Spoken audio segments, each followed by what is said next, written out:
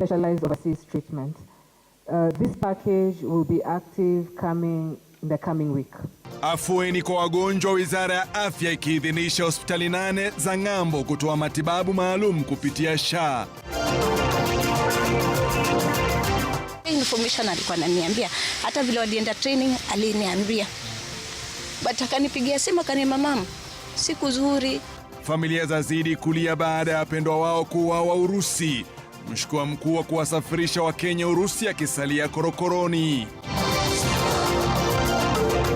Wana mazingira wapiga kamsa kuhusu njama ya unyakuzi wa ardhi ya msitu wa Karura kupitia kambi ya NYS. Kwenye Longalonga tunauliza, ukisema mvua haipusi unamaanisha nini? Ni kama mvua inanyesha sana.